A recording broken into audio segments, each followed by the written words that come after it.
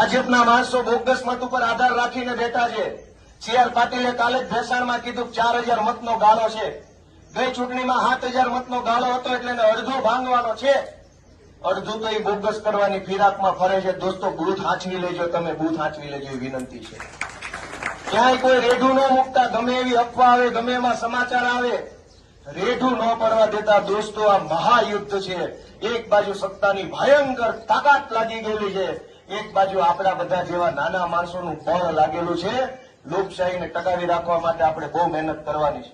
હું ભેસાણ તાલુકાના 18 વરણના તમામ જ્ઞાતિના નાના મોટા અમીર ગરીબ મહેનતુ માણસો બધાને મારી 2 હાથ જોડીને વિનંતી છે કે આ ગોપાલ ઇટાલિયાએ ગુજરાતના લોકો માટે થઈને બાથ ભરી લીધી છે, એની આબરૂ રાખજો। એ 2 હાથ જોડીને વિનંતી છે બધાને। હું આપ સૌનો ખૂબ ખૂબ આભાર માનું છું। અને આજથી હવે ખાવાનું ટાઈમે મળે ન મળે, સુવાને પૂરતા કલાક મળે ન મળે, પણ કામ પૂરેપૂરું કરવાનો સંકલ્પ લઈને આજે આથી બહાર જવાનું। દોસ્તો માત્ર 10 દિવસ વધ્યા છે, એમની પાસે પોલીસ, પૈસા, ગુંડા, કેટલાય લોકોને જેલમાંથી છોડી મૂકવામાં આવ્યા છે, કેટલાય લોકોને જામીન મળી ગયા, પેરોલ ઉપર છોડ્યા।